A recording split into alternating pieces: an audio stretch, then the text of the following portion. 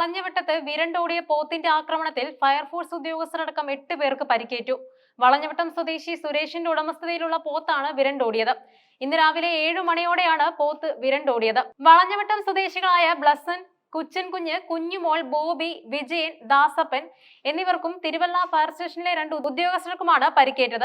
വിരണ്ടോടുന്ന വഴി കണ്ണിൽ കണ്ടവരെയെല്ലാം പോത്ത് കുത്തി വീഴ്ത്തുകയായിരുന്നു. പരിക്കേറ്റവരെയെല്ലാം തിരുവല്ലയിലെ സ്വകാര്യ ആശുപത്രിയിൽ പ്രവേശിപ്പിക്കുകയുണ്ടായി. കടപ്പുറ ഗ്രാമപഞ്ചായത്ത് 1-ാം വാർഡിൽ ഒരു വ്യക്തി വളർത്തുന്ന പോത്ത് ഇടഞ്ഞ് വളരെ നാശനഷ്ടം ഉണ്ടാക്കിയെന്ന് അറിഞ്ഞാൽ ഞാൻ രാവിലെ പശുവിനെ കറന്ന് മൽമായി പാല് കൊടുത്തിരിക്കുമ്പോൾ എന്നെ വിളിച്ചു. ആ പ്രദേശത്തുള്ള ഒരാൾ വിളിച്ചു.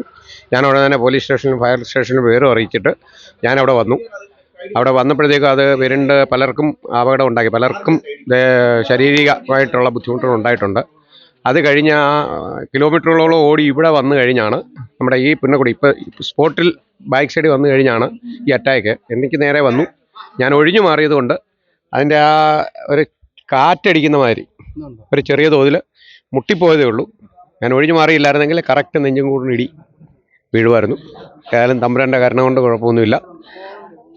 എക്സ്റേ എടുത്തു, പൊട്ടലൊന്നും ഇല്ലെന്ന് പറഞ്ഞു പ്രാഥമിക ഡോക്ടർ. അപ്പോൾ ഓർത്തോയെ നാളെ കാണണം. ആരുടെയും പരിക്ക് ഗുരുതരമല്ല എന്നാണ് പ്രാഥമിക വിവരം. പുളിക്കേഴ് പോലീസ് സ്ഥലത്തെത്തിയിട്ടുമുണ്ട്. പോത്ത് ഇതുവരെയും ശാന്തനായിട്ടില്ല. റാന്നിയിൽ നിന്നും വനംവകുപ്പ് ഉദ്യോഗസ്ഥർ അല്പസമയത്തിനകം എത്തിച്ചേരുമെന്നാണ് ലഭിക്കുന്ന വിവരം. നിലവിൽ പോത്ത് പ്രദേശത്ത് ഭീകരാന്തരീക്ഷം സൃഷ്ടിച്ച് സമീപത്തെ പുഞ്ചയിലെ പരുത്തിക്കാടിനുള്ളിൽ തുടരുകയാണ്.